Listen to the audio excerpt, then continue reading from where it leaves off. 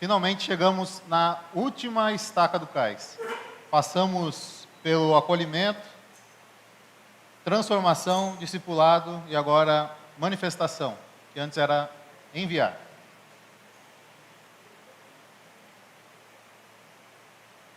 Começamos pelo vinde e terminamos pelo ide. O que veio não é o mesmo do que vai. Muda a pessoa, muda o interior, muda tudo. Deus é tão perfeito que a melhor forma de você mostrar como isso funciona é por meio da borboleta. Começa como uma lagarta, passa por um processo de transformação, e quando ela é libertada daquele casulo, ela é outro ser, totalmente diferente daquele que ele já foi um dia. Assim é Deus conosco. Quando nós somos acolhidos por Deus, nós passamos a um processo de transformação. Esse processo de transformação, ele é mais instigado se nós somos discipulados. Até que, no fim, nós estamos prontos para ir.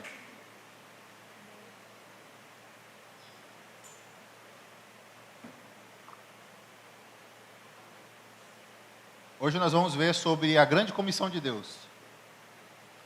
Vocês sabiam que Deus ele tem uma comissão para o homem? Deus comunicou algo ao homem, e o que ele comunicou não é só uma sugestão, uma recomendação, é uma ordenança. Deus ordenou o homem a fazer algo. Gênesis capítulo 1, versículo 26, diz: façamos o homem à nossa imagem, ele será semelhante a nós, dominará sobre os peixes do mar, sobre as aves dos céus, sobre os animais domésticos e sobre todos os animais selvagens da terra, e sobre os animais que rastejam pelo chão. E Deus os abençoou e disse: sejam férteis e multipliquem-se, encham e governem a terra, dominem sobre os peixes do mar, sobre as aves dos céus e sobre todos os animais que rastejam pelo chão. Aqui, Deus ordenou ao homem duas coisas, três na verdade: ser fértil, multiplicar, encher, governar a terra e dominar. 5 coisas. Isso mostra o coração de Deus para com o homem. O plano original de Deus está nesse versículo. Você quer saber o que Deus quer com o homem? É isso aqui. Um versículo da Bíblia dá sentido à vida do homem. É isso que Deus quer com o homem.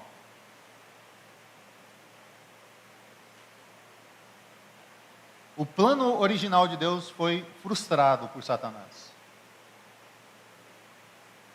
E depois, nós já vimos isso no começo do ano, depois de 4 grandes quedas, Deus chama Abraão para fazer dele um povo escolhido. E aí, existe outra comissão ali.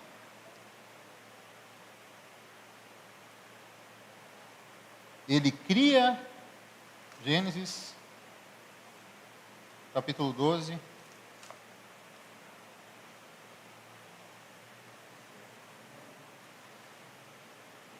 Versículo 1. O Senhor tinha dito a Abrão: deixe sua terra natal, seus parentes e a família de seu pai, e vá para a terra que lhe mostrarei.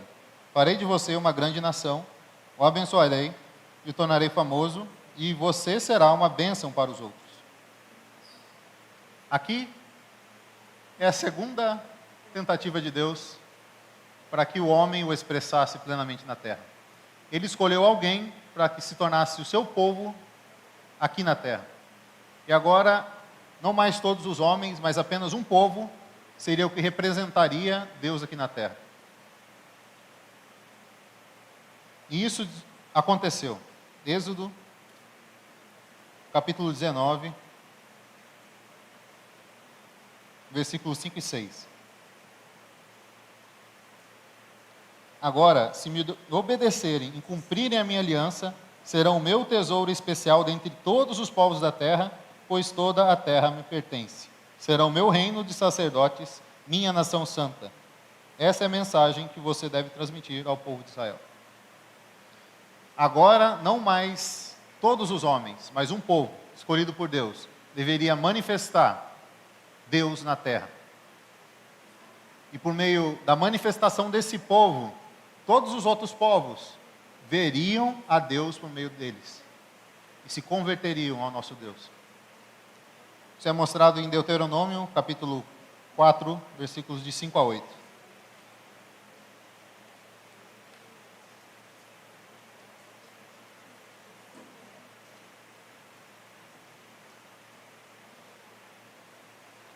Vejam agora, eu lhes ensino esses decretos e estatutos conforme me ordenou o Senhor, meu Deus, para que vocês as cumpram na terra em que estão prestes a entrar para tomar posse dela. Obedeçam-lhe por completo e assim demonstrarão sabedoria e inteligência às nações vizinhas. Quando elas ouvirem esses decretos, exclamarão: como é sábio e prudente o povo dessa grande nação. Pois que grande nação tem um Deus tão próximo de si como o Senhor, nosso Deus, está próximo de nós, sempre que o invocamos. E que grande nação tem decretos e estatutos tão justos quanto esse conjunto de leis que hoje lhes dou. Aqui uma grande comissão transmitida por meio de Moisés ao povo. Obedeçam à lei e os povos vão se converter por meio da sua obediência. Esses dois princípios, eles mostram duas palavras esquisitas aqui que eu vou ler. A comissão em Gênesis é a missão centrífuga, ou seja, eles deviam sair pela terra, do meio e se expandir. Israel era a missão centrípeta. Por meio deles, dentro, as pessoas seriam atraídas como um imã. Duas missões. Uma, ir. A outra, expressar de modo com que sejam atraídas. Essa era a comissão de Deus. Ele veio ao mundo, morreu, ressuscitou, e ele continuou com essas duas missões. A mais conhecida e a principal é Mateus 28,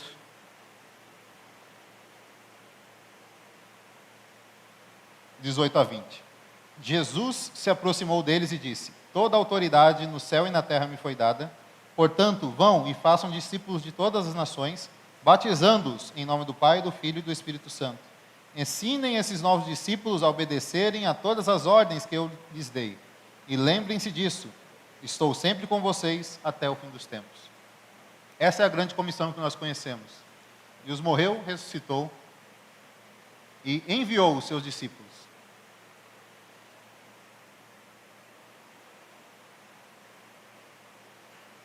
Está aí então mais uma missão em que eles deveriam partir de um centro e tomar toda a terra. Mas foi assim que aconteceu?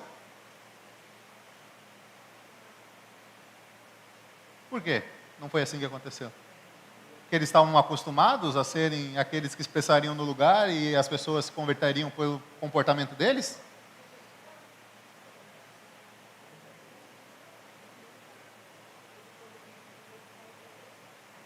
Por que será que não aconteceu? De certa... Pode falar. Isso. Uma das questões é, eles pregaram para os judeus. Os judeus não eram muitos. Chegou uma hora que acabou o judeu. E aí eles montaram a igreja em Jerusalém. A igreja é o mistério de Cristo. Mas ela, se não for usada da maneira com que foi comissionada, ela é um grande impedimento para a manifestação de Cristo na terra. Efésios, capítulo 4, mostra como a igreja funciona. Efésios 4, versículo 12, 11 a 13, perdão. Ele designou alguns para apóstolos, outros para profetas, outros para evangelistas, outros para pastores e mestres, Eles são responsáveis por preparar o povo santo para realizar sua obra e edificar o corpo de Cristo, até que todos alcancemos a unidade da fé e o conhecimento do Filho de Deus, produzem e amadureçamos, chegando à completa medida da estatura de Cristo. Essa é a função da igreja na terra. Preparar para manifestar. Um caráter temporário da igreja se tornou definitivo. Os discípulos permaneceram em Jerusalém. Eu não vou entrar aqui em detalhes, mas os grandes teólogos falam, eles não cumpriram Atos 1:8, e por isso aconteceu Atos 8:1, que é quando começa a perseguição em Jerusalém. Eles foram obrigados a saírem de Jerusalém. Por um lado, a igreja ela existe como essa missão centrípeta. As pessoas são atraídas pelo viver da igreja. Pelo modo com que nós nos comportamos aqui, pelo modo como nós fazemos o nosso culto, pelo modo com que nós levamos a nossa vida em conjunto, as pessoas são atraídas. E esse é o modo de evangelizar. Mas não é o principal. A grande comissão de Deus foi dada aos discípulos. E essa comissão é centrífuga, é para ir, tomar toda a terra. Mas Éfeso deixa claro que a igreja tem uma função importante, que é preparar as pessoas. Nós precisamos ser preparados. Nós não estamos preparados para ir aos confins da terra. Logo nós vamos ler alguns exemplos e eu vou voltar nesse assunto. Afinal de contas, então, o que a igreja deve fazer? Qual é a missão da igreja enquanto conjunto de pessoas? Nós aqui, 50 pessoas, estamos aqui fazendo o quê? Por que nós não estamos lá fora? A primeira coisa que uma igreja faz é adorar a Deus. A adoração a Deus é o princípio da igreja. Os ajuntamentos existem para adorar a Deus. O ser humano precisa adorar a Deus. Precisa adorar a Deus em conjunto. Precisa adorar a Deus com as pessoas. É por isso que existe a igreja. Então, Colossenses capítulo 3. Versículo 16.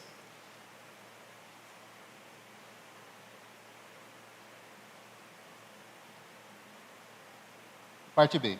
Cantem a Deus salmos, hinos e cânticos espirituais com o coração agradecido. Ou seja, adorem a Deus. Vocês que são igreja, adorem a Deus. A grande função da igreja é adorar a Deus.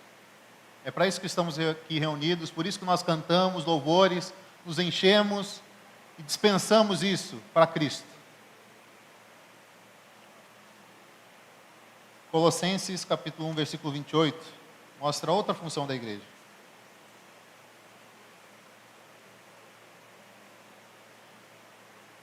Portanto, proclamamos a Cristo, advertindo a todos e ensinando a cada um com toda a sabedoria, para apresentá-los maduros em Cristo. Nós precisamos ser transformados. Nós vimos na primeira mensagem da nossa volta, nós somos um filho imaturo que precisa amadurecer. Isso só é feito na igreja. Você não consegue passar por esse processo sozinho. É impossível. Você só consegue fazer isso com os santos, com os irmãos. Se edificando mutuamente. Eu ajudo o Pedro me ajuda. Eu ajudo o Tabo me ajuda. A ajuda que ele me deu não é a mesma que o Tabo me dá.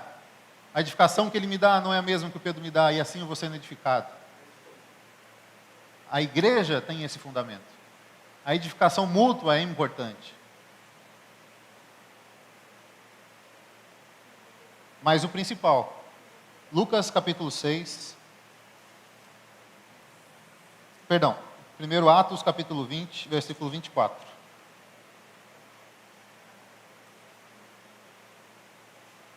Testemunho de Paulo.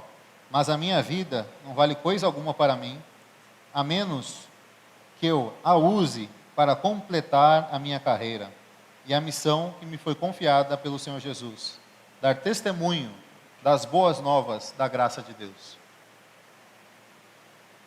nós precisamos dar testemunho das boas novas de Deus. Isso é manifestar por meio da igreja.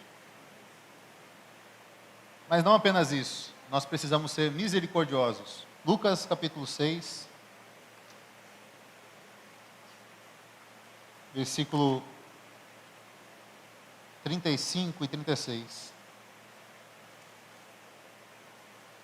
Portanto, amem os seus inimigos, façam-lhe o bem e lhe emprestem a eles sem esperar nada em volta.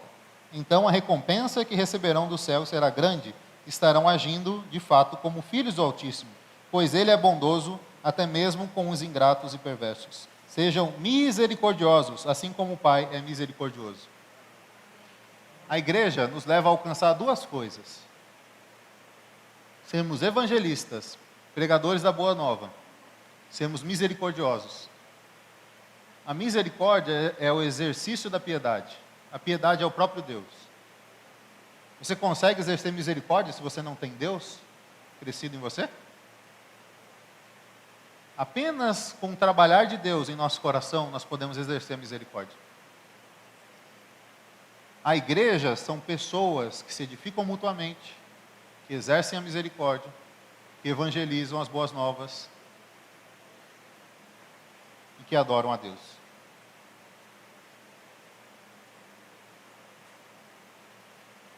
Mas na prática, como isso funciona? Como uma igreja funciona então? Em Atos, capítulo 6, mostra o começo da igreja. Eles pregaram para muita gente, e muita gente se converteu. Olha que engraçado. Eles falaram que Jesus mandou, e aconteceu as coisas que Jesus falou. Que esquisito. Já pensou? E aí eles chegaram a uma situação de que eles eram os discípulos. Quem falava era Jesus. Quem fazia as coisas para Jesus falar era eles. Mas agora quem falava era eles. Aí no capítulo 6, versículo 1, à medida que o número de discípulos crescia, surgiam murmúrios e descontentamento. Os judeus de fala grega se queixavam dos de fala hebraica, dizendo que suas viúvas estavam sendo negligenciadas na distribuição diária de alimento. Por isso, os 12 convocaram uma reunião com todos os seus discípulos e disseram: nós, apóstolos, devemos nos dedicar ao ensino da palavra de Deus e não à distribuição de alimentos. Sendo assim, irmãos, escolham 7 homens respeitados, cheios do espírito e de sabedoria, e nós os encarregaremos desse serviço. Então nós dedicaremos à oração e ao ensino da palavra. Para que os apóstolos se dedicassem ao ensino e à oração, foi necessário separar 7 pessoas dedicadas aos serviços da igreja.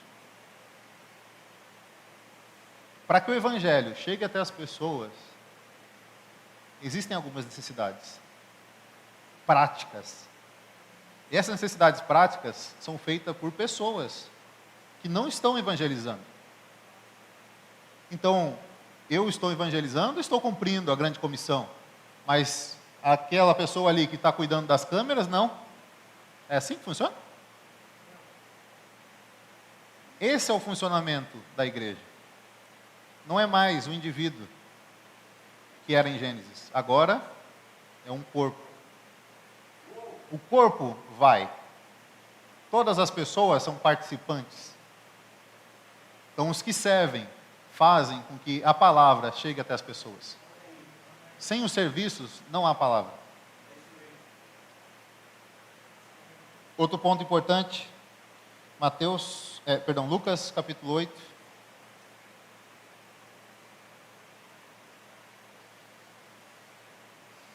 Versículos de 1 a 3. Aqui é Jesus, não é nem os apóstolos. Pouco tempo depois, Jesus começou a percorrer as cidades e os povoados vizinhos, anunciando as boas novas a respeito do reino de Deus. Iam com ele os 12, e também algumas mulheres que tinham sido curadas pelos espíritos imundos e enfermidades. Entre elas estavam Maria Madalena, de quem ele havia expulsado 7 demônios. Joana, esposa de Cusa, administrador de Herodes, só gente boa. Susana, e muitas outras que contribuíram com seus próprios recursos para o sustento de Jesus e seus discípulos.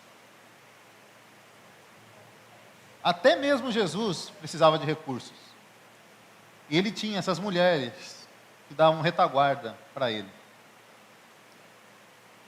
Aqui tem outro princípio importante. Os recursos são usados também na grande comissão de Deus. Pode parecer que não. Mas sem recurso, a gente estaria aqui falando no meio da terra. E tudo isso aqui foi construído com recurso. A cadeira que você está sentando é com recurso. O arzinho que você está recebendo ali, que é pouco, mas está chegando, é com recurso. A câmera aqui que as pessoas de casa estão vendo é com recurso. Caro.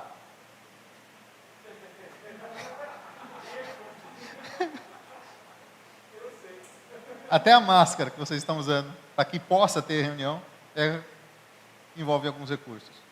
Tudo envolve. Jesus, para cumprir seu ministério, precisava também. E essas mulheres foram fiéis. A primeira citada aqui é Maria Madalena. Para quem ele apareceu primeiro depois de ressuscitar? O primeiro citado nos serviços a Estevão, qual foi o primeiro mártir do Novo Testamento?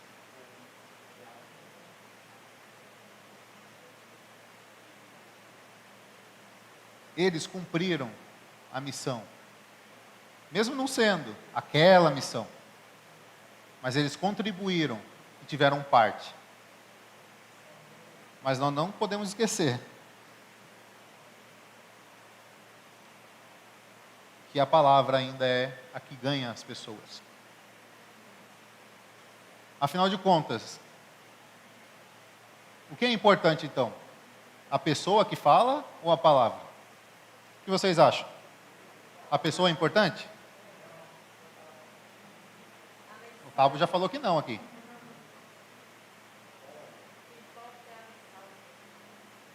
Por que não, Tabo? Deus usou até um jumento. É uma boa resposta. Eu usei um livro para me inspirar nessa mensagem, que chama Evangelismo. Foi muito bom para mim. E ele começa falando sobre a parábola do semeador, Marcos 4. Eu não vou ler a parábola, eu vou ler a parábola. 4, versículo 3. Ouçam, um lavrador saiu para semear. Vocês têm que perceber a parábola de Jesus. Era um lavrador, era um especialista. Se eu sair a semear, pode ser que eu não consiga fazer nada, porque eu não sei a mínima coisa, eu não sei distinguir uma terra dura de uma grama, eu não sei distinguir nada. O Davi sabe, fez curso. Deve saber semear. Pelo menos gestorear a plantação você consegue. Ele era um lavrador, ele estava acostumado. Uma pessoa especialista. Não iria errar. Já viu algum lavrador perder semente? Ele fica bravo. Ele não gosta. Mas esse lavrador era esquisito. Enquanto espalhava sementes pelo campo, algumas caíram à beira do caminho. E as aves vieram e a comeram. Outras sementes caíram em solo rochoso. Não havendo muita terra, germinaram rapidamente, mas as plantas logo murcharam sob o calor do sol e secaram, pois não tinham raízes profundas. Outras sementes caíram entre os espinhos, que cresceram e sufocaram os brotos, sem nada produzirem. Ainda as outras caíram em solo fértil e germinaram. Cresceram e produziram uma colheita 30, 60 e 100 vezes maior do que a quantidade semeada. Aqui tem muita coisa esquisita. Essa é a parábola mais esquisita de todas. Não, tem mais, tem outras parábolas mais esquisitas, mas essa é muito esquisita. Primeiro, é um cara especialista. Semeou em 3 solos ruins. E no que deu bom, deu um mínimo que deu 30 vezes mais, que é impossível. É impossível, uma lavoura dá 30 vezes mais, é impossível. E chegou a dar 60 e 100 vezes mais. Mostra, primeiro, a insignificância do semeador. É como o Tabo falou, se Deus precisar, usa até um jumento. Mostra a insignificância de você preparar a semente. Eu posso falar aqui 30 horas. Se o seu coração não estiver preparado para receber a palavra de Deus, não adianta. Aqui existem 3 solos que, por mais boa que a semente seja, essa semente é boa, produz números impossíveis quando germinada. E ela não conseguiu atingir o coração dessas pessoas. Nós tentamos, muitas vezes, enfeitar o local, fazer pirotecnia, falar palavras inspirativas. Nada disso adianta. Você tem que lançar a semente. A boa semente é o Evangelho. Cristo morreu, ressuscitou e quer entrar no seu coração. É isso que nós temos que falar para as pessoas. Não é, você é bonzinho. Sabia que Deus gosta de você? Deus não gosta de você, você está morto para Ele. Mas tem um jeito. Se arrependa. Creia na cruz de Cristo. Invoque o seu nome e Ele entrará no seu coração. Esse é o Evangelho de Deus. É isso que nós pregamos. E se a pessoa não aceitar? É culpa do lavrador?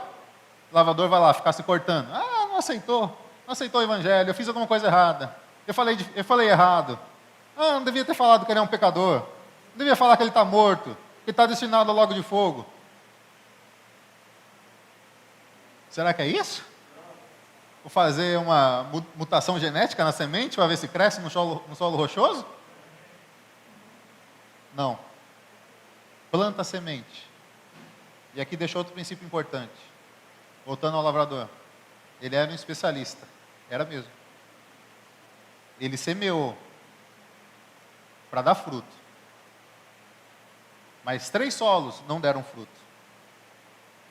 Muitas vezes nós caímos na percepção.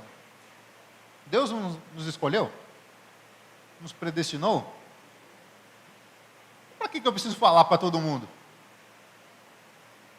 Porque um bom lavrador, não sabe qual solo está semeando. Nós não sabemos de nada sobre o coração das pessoas. Nós não sabemos quem Deus predestinou. Por isso nós pregamos a todos.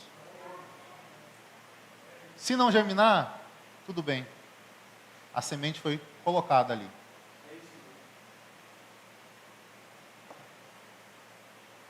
Então, a igreja, ela tem esses 3 princípios. Os serviços, as ofertas e a palavra, por meio da evangelização. Agora que a gente já entendeu a comissão de Deus no Antigo Testamento, a comissão de Deus no Novo Testamento, o funcionamento da igreja, para que ela está aqui, chegamos à parte difícil. Somos nós, individualmente, o nosso viver, como nós nos devemos portar para manifestar Cristo. Uma coisa é todos nós aqui, cantando, que bonito, mesmo de máscara. Outra coisa é você sozinho na sua casa. Outra coisa é você sozinho na sua faculdade, no seu trabalho. Com as pessoas expressando aquilo que há de pior no mundo. Hoje eu e o Tiago, a gente foi buscar essa câmera aqui. Hein, Tiago? Sentiu a pressão, né? 5 minutos na casa da pessoa, você vê a degradação total que uma pessoa pode chegar.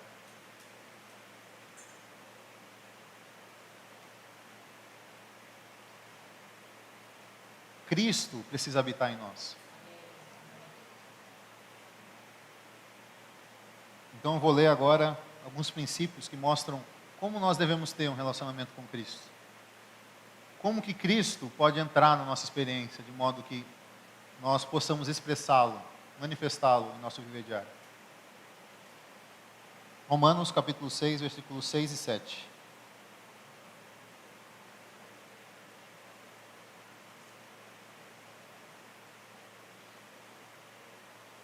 Sabemos que nossa velha natureza humana foi crucificada com Cristo, para que o pecado não tivesse mais poder sobre a nossa vida e dele deixássemos de ser escravos, pois quando morremos com Cristo, fomos libertos do poder do pecado. Primeira coisa que nós precisamos saber é que nós fomos mortos juntamente com Cristo e livres do nosso velho eu. Primeira coisa que nós precisamos fazer é crucificar o nosso velho homem, a nossa velha maneira de agir, Ah, mas eu sou novinho. Pois é, você é velhão, cara. Seu velho homem tem 6.000 anos, sabia? E acumula toda a maldade desses 6.000 anos dentro do seu coração de 20, 21 anos. Você tem todo o potencial para manifestar tudo que há de pior nesses últimos 6.000 anos. Se você não colocar isso na cruz de Cristo, não há nada que você possa fazer para mudar. Ah, não, eu vou tentar ser bonzinho, não vai dar. Ah, eu vou tentar não pecar, não vai dar. Ah, eu vou tentar ser uma pessoa boa, não vai dar. Ah, eu vou tentar tratar os outros bem, não vai dar. Eu vou tentar pregar o evangelho, tenta para você ver. Devemos crucificar o nosso velho homem. As velhas práticas devem ser colocadas na cruz. Não é automotivação, não é autodeterminação, é cruz de Cristo. Romanos capítulo 1, versículo 16. Pois não me envergonho das boas novas a respeito de Cristo, que são o poder de Deus em ação para salvar todos os que creem, primeiro os judeus e também os gentios. Você tem vergonha do Evangelho? Onde você está, você tem vergonha do Evangelho? Você tem vergonha de você falar que você crê em Cristo para as pessoas? Eu já tive muita vergonha, fui encurralado e sucumbi diante das pessoas. Por quê? Tive vergonha. Sabe onde a vergonha surgiu? Foi o primeiro pecado do homem.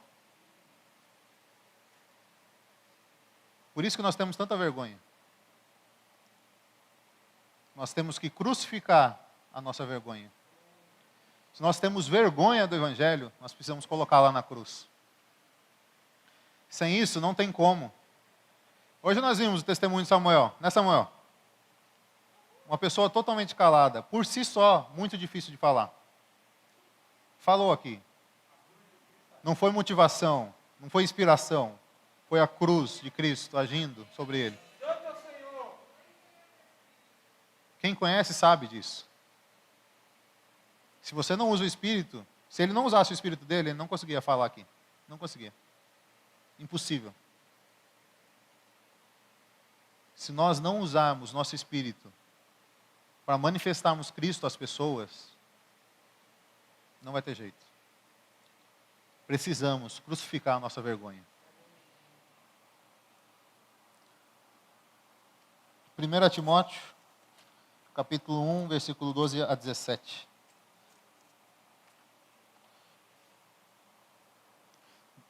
1 Timóteo 1, 12 a 17. Agradeço àquele que me deu forças, Cristo Jesus, nosso Senhor, que me considerou digno de confiança e me designou para servi-lo. Embora eu fosse blasfemo, perseguidor e violento, contudo recebi misericórdia porque agia por ignorância e incredulidade.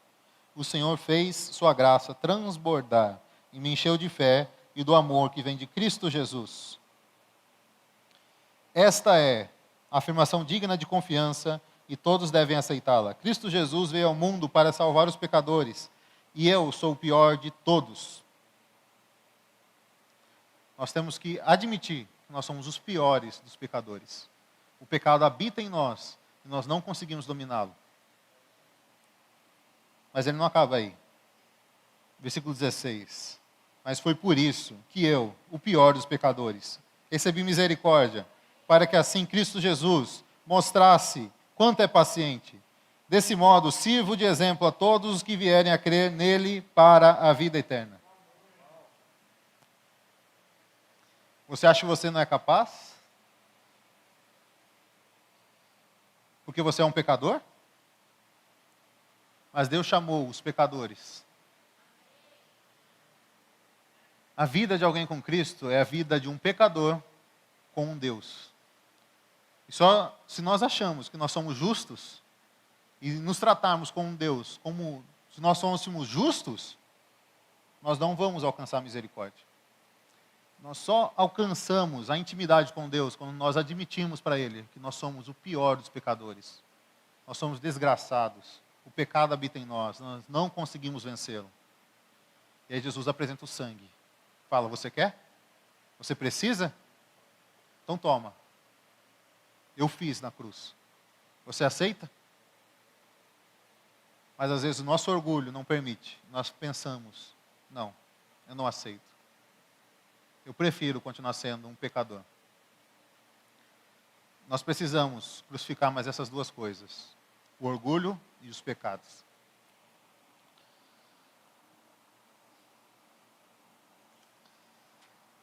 Capítulo 2 Coríntios, capítulo 4.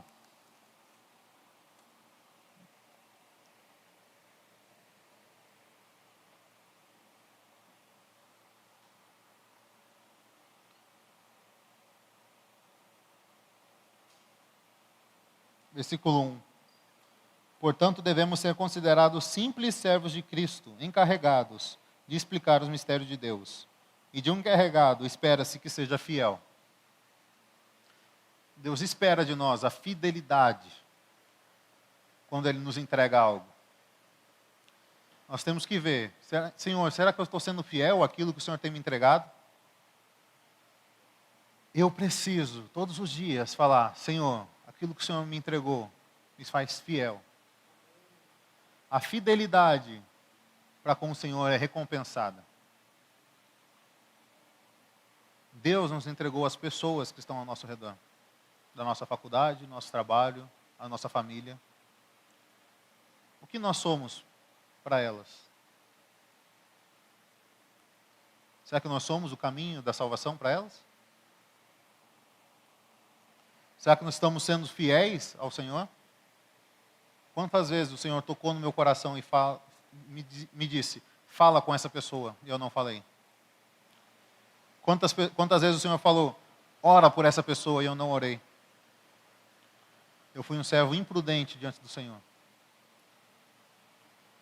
Mas eu oro todos os dias: Senhor, trabalha no meu coração. Eu quero ser um servo fiel.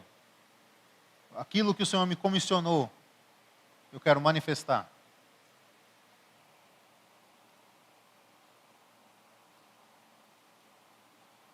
E afinal de contas, o que você vai falar para as pessoas? Para essas pessoas, quando você chegar, você vai falar o quê? E aí, Gabriel? Tu tá ligado que você vai para o inferno, né? Não quer se arrepender, não? Talvez a pessoa te ignore, talvez ela te xingue, talvez ela vá embora. Só existe uma forma de você apresentar Cristo para as pessoas: é apresentando Cristo. O próprio Jesus fez isso. João capítulo 4. Tem uma das histórias que eu mais gosto na Bíblia: a mulher samaritana. Se tinha uma pessoa que não merecia receber o evangelho, era ela. Quantas pessoas você já não olhou e falou assim: essa pessoa não merece o evangelho? Essa mulher não merecia o evangelho. Não merecia. Poucas pessoas Jesus dispensa o discípulo e vai falar pessoalmente. Essa mulher foi uma delas. Ele foi falar com a mulher samaritana, chegou lá, aqui no capítulo 7, não, capítulo 4, versículo 7. Por favor, dê-me um pouco de água para beber. Se tem uma pessoa que nós temos que aprender como abordar as pessoas, é Jesus. Ele chegou para uma mulher e pediu água para ela. Ele puxou uma conversa, ele puxou um papo. Meio-dia, sol de 50 graus, só ele e ela. Que romântico. Me dá água aí. Depois ela fala: você é judeu, eu sou uma mulher samaritana. Versículo 9. Aí ele fala, ela continua: como é que me pede água para beber? Ô, truta, a gente é tretado, mano. Como é que você vem aqui e pede água, mano? Vaza. Some daqui. Eles eram inimigos, para piorar. Aí Jesus responde: se ao menos vocês soubessem que presente Deus tem para você e com quem está falando, você me pediria e eu lhe daria água viva. Que conversa em pé nem cabeça? Foi ele que pediu água e agora ele está falando que ele vai dar água viva para a pessoa. Aí mostra um dos princípios do Evangelho. O Evangelho é esquisito mesmo. Você entrar numa conversa que você prega o Evangelho para a pessoa, é estranho mesmo. É esquisito, você vai ter que fazer uma volta. Em algum momento você vai ter que falar um negócio que não está muito certo não. Pô, está chovendo. Ah, legal, está chovendo. É uma bênção de Deus chover, né? Graças ao Senhor. E aí, você acredita em Deus? Jesus Cristo é maravilhoso, Ele fez chover, olha só que bênção. Mas está chovendo há 50 dias, graças ao Senhor. Jesus, Ele era simples na sua abordagem. Às vezes nós tentamos fazer coisas miraculosas. Pregar em altos púlpitos. Chegava a pessoa e falar que ela vai para o inferno, que ela é uma pecadora, que ela é uma indigna. É tudo verdade. A questão é como você vai falar. Um dia ela vai descobrir isso. Quando ela se deparar com a cruz, ela vai se descobrir. Nossa, eu sou uma pecadora. Nossa, eu ia para o lago de fogo. Eu preciso me arrepender. Diante da cruz, eu preciso me arrepender. Mas é você que vai contar isso para ela? Talvez sim. Dependendo do caso, talvez sim. Mas na maioria dos casos, você deve falar de Cristo. Como você vai falar de Cristo? Para as pessoas do seu convívio. Uma coisa, eu estou passando na rua, passando outro cara, fala assim, fala com esse cara aí. Fica os caras, ô, campeão, qual hora é?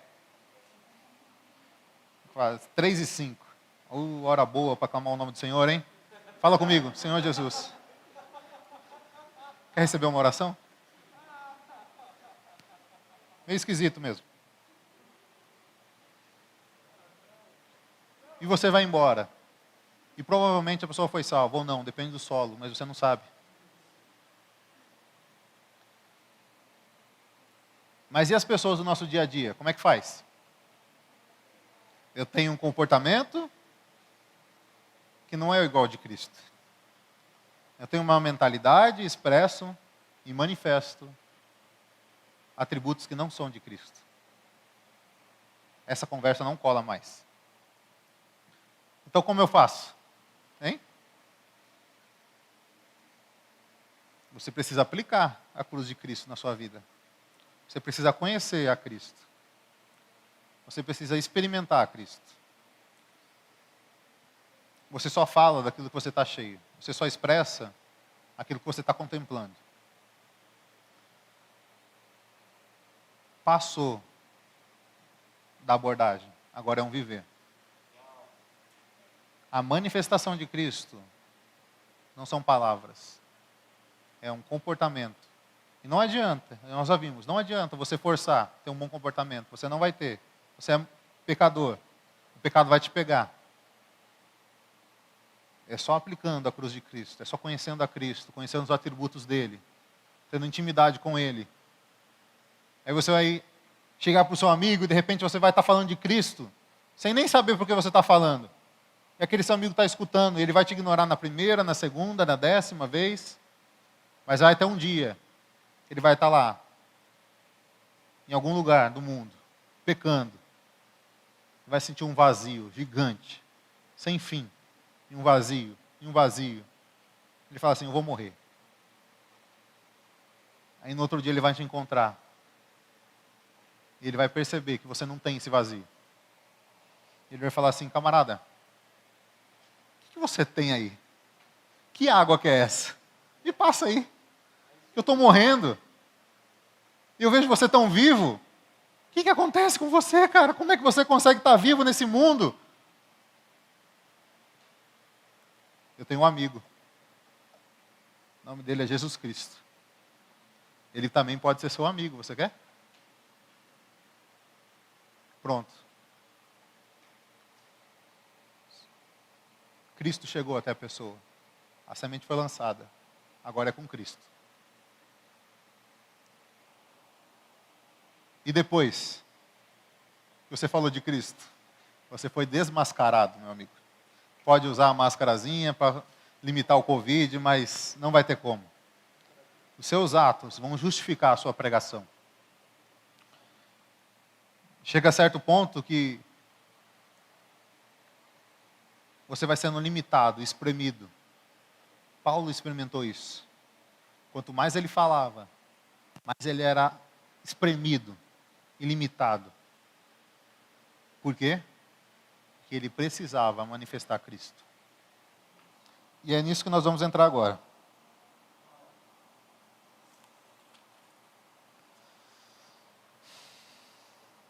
O apóstolo Paulo. Ele foi salvo. Todos nós sabemos, estava indo para Damasco, apareceu uma luz, falou para ele ficou cego 3 dias. Ananias, o medroso, falou com ele, a gente viu isso semana passada. Ele se converteu e foi lá para Jerusalém. E todo mundo tinha medo de Paulo. Paulo era o bichão. Quando ele chegou para Jerusalém, estava todo mundo com medo dele. Deixa eu ver se eu acho aqui. Capítulo Atos.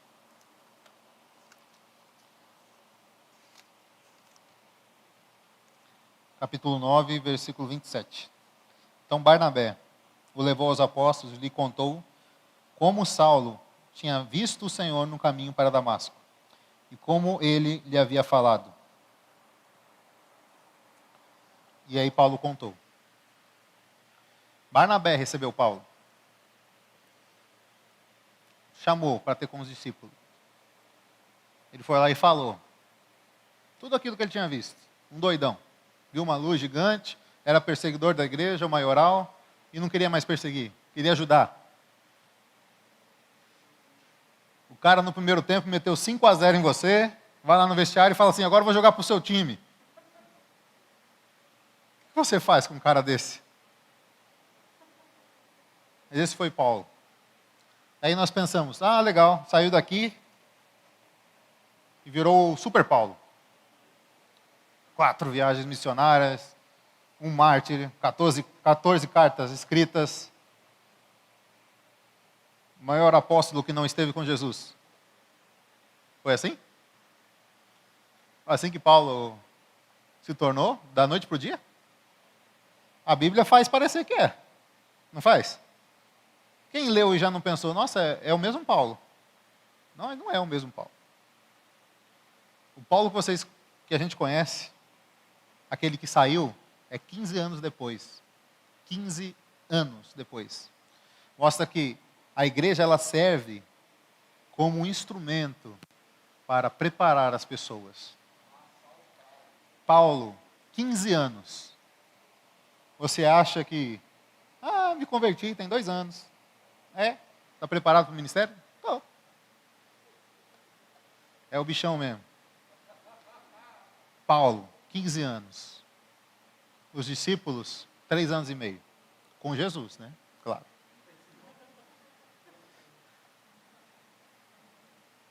Nós precisamos de tempo. E esse tempo tem que ser usado para que nós cresçamos na experiência com Cristo. Paulo usou 15 anos experimentando Cristo, buscando Cristo, entendendo Cristo. Aquele que ele não conhecia, Jesus Cristo. Quem foi Jesus? Ele sabia de tudo. Tem falas nas cartas dele que são idênticas às falas de Cristo. Só que Lucas só escreveu a passagem depois. Só que Marcos só escreveu a passagem depois. E como a fala dos dois é igual? Hein, Mota? Me fala que eu não sei. Revelado pelo próprio Cristo. O próprio Jesus contou a ele, vem cá, meu amigo. Você que era meu inimigo. Tinha um dia que eu estava lá, curei um leproso. A minha vontade é que todos ali fossem curados. Mas eu falei para ele ficar quieto. Porque a glória não se manifesta em obras. Aí vai lá e ele fala isso. Quem falou para ele? Se ele não estava com os apóstolos. Ele estava em Tarso.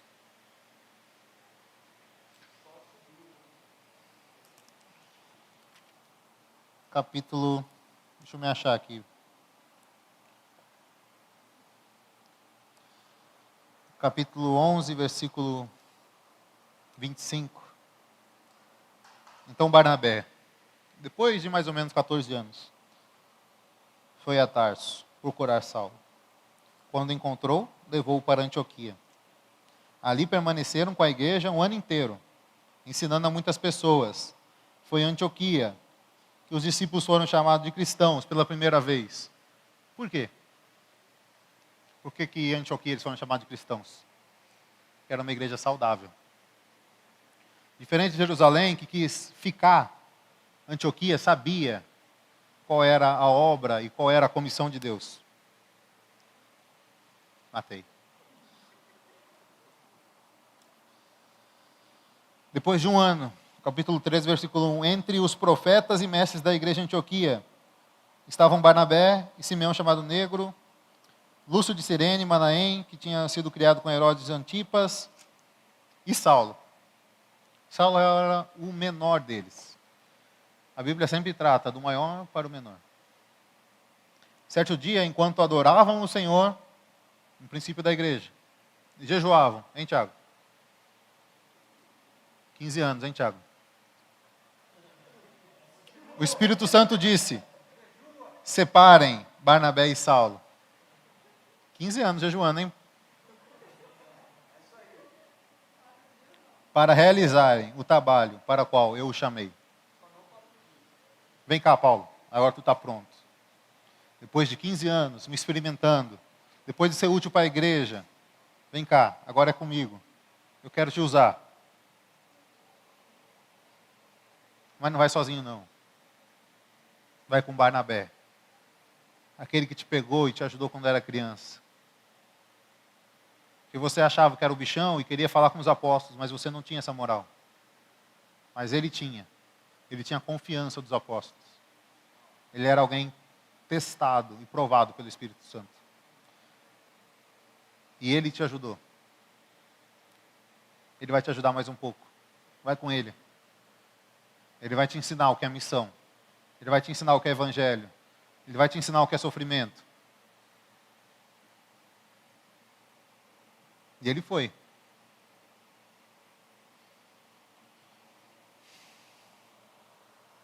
E aí começou as viagens de Paulo. Numa delas, eles levaram um tal de João Marcos. Era um bichinho meio esquisito. Parente de Barnabé. Foi com eles. Quando eles chegaram na primeira pernada da viagem, ele falou: acho que eu quero voltar, eu não aguento. Mostra o que aconteceria com Paulo se ele tentasse fazer essas viagens missionárias antes desse período. Paulo, naquela época, não entendeu. Falou assim: rapaz, esse moleque aí não tem solução não. Manda ele de volta. Aí foi de volta. Aí eles soltaram e iam fazer mais uma viagem. Ele: cara, eu não vou levar esse moleque não. Na metade da viagem ele quis voltar. Muito imaturo. Só que tem um detalhe. Sabe quanto que eles andaram? 7 cidades, 130 quilômetros, naquela época. Não sei nem o que equivale, nem sei nem como faz para andar 130 quilômetros naquele lugar. João Marcos aguentou 130 quilômetros, 7 cidades, com Paulo e Barnabé. Ele foi fiel até certo ponto. Nós provavelmente não aguentaríamos tanto. Sofrimentos, fome, vergonha. Você chegar numa cidade que você nunca esteve, não é? Você viu uma foto, você já viu um vídeo no YouTube, você sabe como é que é Paris, você sabe como é que é Dubai, nunca viu na vida, não sabe como é que entra, se tem proteção, se vai vir um índio te atirando, não sabe, só ouviu falar. Não sabe onde dormir, não conhece ninguém na cidade. João Marcos aguentou todo esse tempo. Mas não suportou a viagem completa. Para você ser um missionário, você precisa ser preparado. E a igreja, ela cumpre esse ministério de preparar as pessoas para as missões. A nossa estaca original era enviar. Nós estávamos preparados para enviar vocês. Davi às vezes fala que queria chegar aqui e não tem ninguém. E todo mundo ia estar em algum lugar manifestando Cristo, sendo enviado até os confins da terra. Essa é a nossa responsabilidade. Mas a de vocês é o quê? Manifestar Cristo no dia a dia.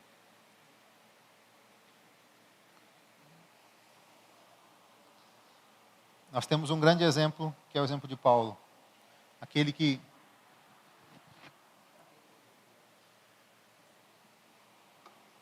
saiu e nunca mais voltou. Esses são os missionários definitivos. Talvez um dia Deus chame alguns aqui para serem missionários definitivos. Você nunca mais vai voltar para o estado em que você estava. Para a cidade em que você estava. Você foi enviado em uma missão definitiva. O estado original não volta mais, até a sua morte.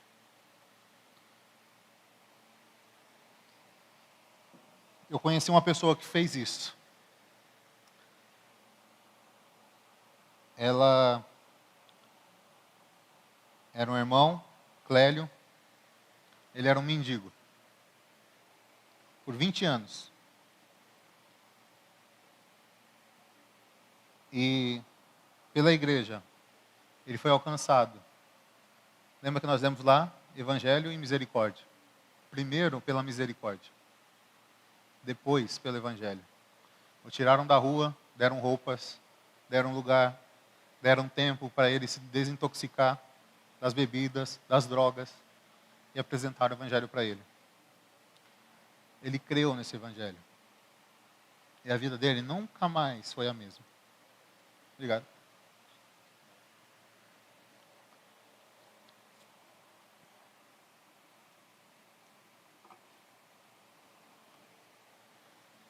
Deus o preparou, transformou a vida dele. Ele foi útil para as igrejas. Durante 10 anos. Indo às igrejas e mudando a situação delas. Cidade com poucas pessoas ali, fiéis.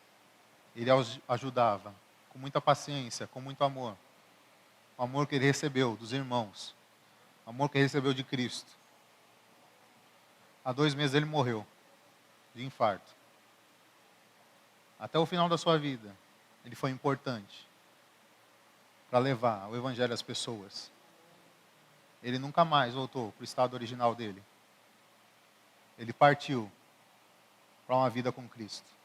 Até que finalmente encontrou. Talvez este seja o destino de alguns. Talvez este seja o meu destino. Eu não quero mais ficar na minha própria situação, na minha própria vida, pensando nas minhas próprias coisas.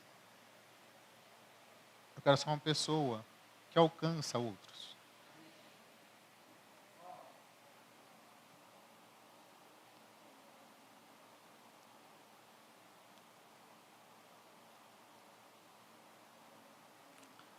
Segunda Timóteo, capítulo 2, versículo 2.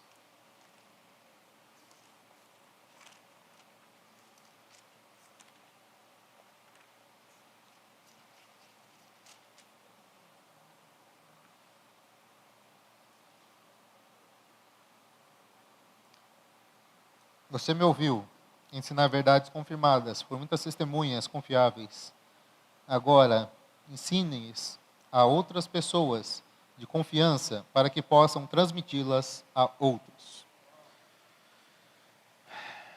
Paulo pegou alguém, Timóteo, depois daquela tragédia com João Marcos, ele pegou alguém chamado Timóteo e falou: amiguinho, chega aí. Vou te ensinar umas paranauê aí. Se liga.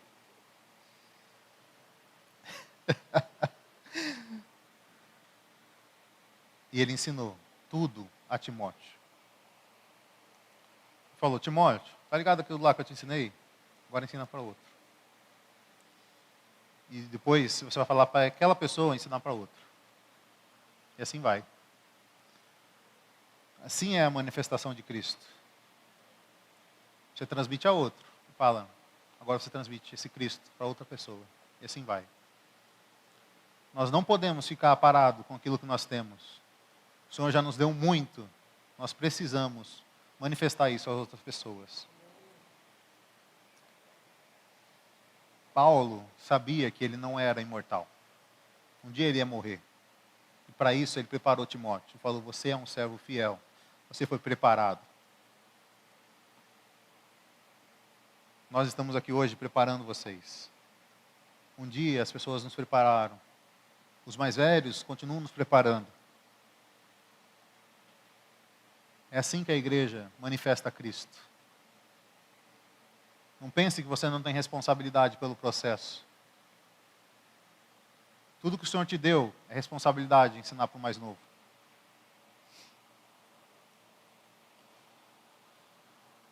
Finalmente nós chegamos nas missões temporárias. Vamos ser sinceros conosco. Nós temos uma vida. Poucos são chamados para não voltar nunca mais. Mas isso não impede que nós façamos e sejamos missionários.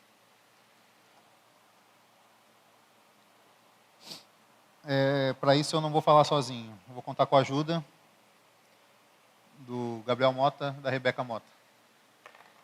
Nós vamos fazer um caiscast aqui.